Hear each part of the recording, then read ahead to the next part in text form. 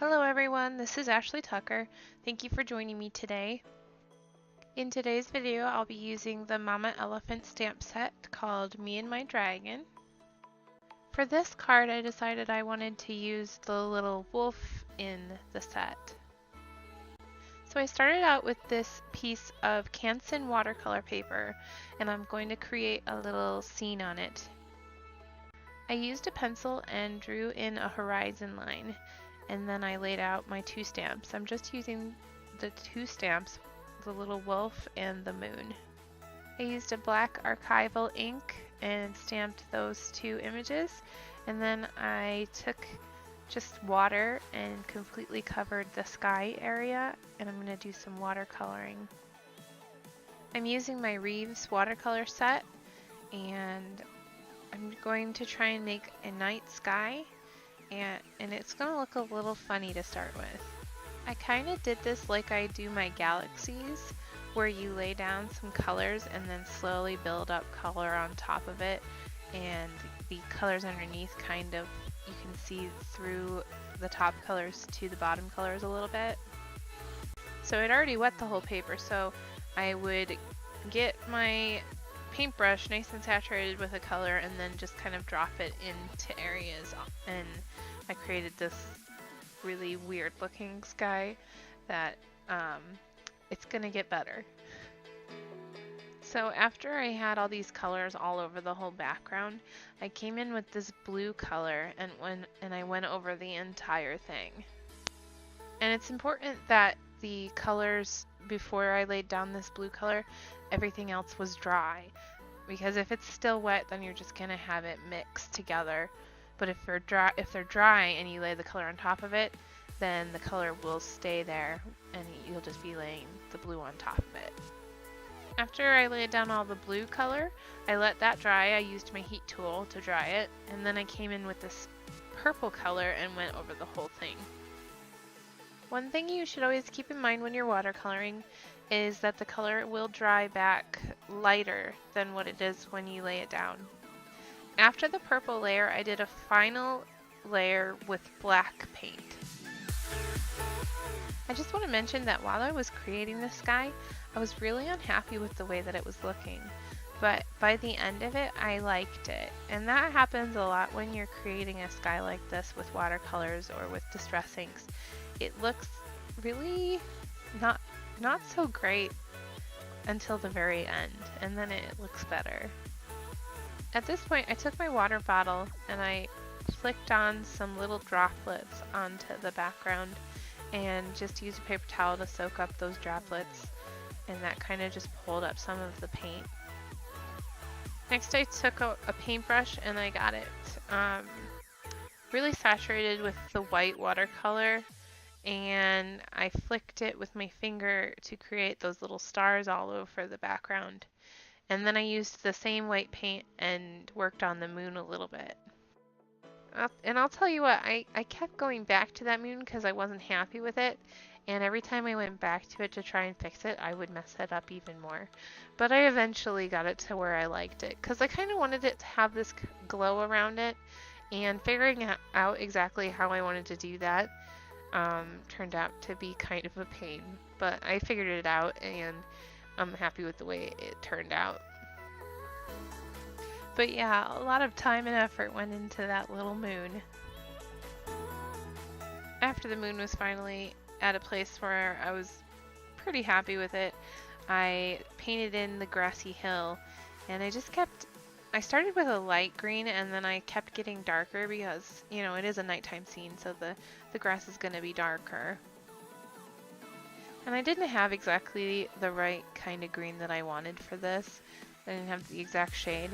So what I did was I took my dark gray color and I mixed it with my green color, and that worked really well. That turned out to be the color that I was looking for. If you don't have the exact color that you're looking for when you're painting, usually there is a way to make it. You just got to keep playing around with your colors.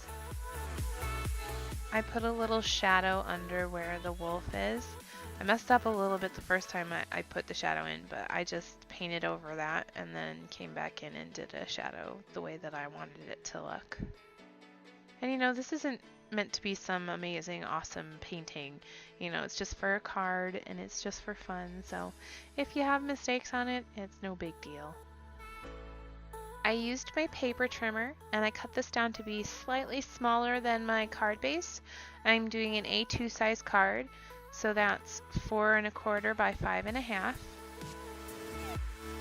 So when you do a watercolor painting like this and you use that much paint and that much water, the paper's going to be pretty warped. And I find that the best way to deal with warped paper is to use foam tape to mount it onto your card base. The foam tape will keep it really straight on there and help with the warping quite a bit. Another thing that can kind of help with warping is taping your paper down before you start painting. I forgot to do that, and I started painting and then I kind of wished I had taped it down, but I just, you know, kept going with it. I didn't want to start over. I used my Arteza markers and just kind of colored the wolf a little bit. It's a very tiny wolf.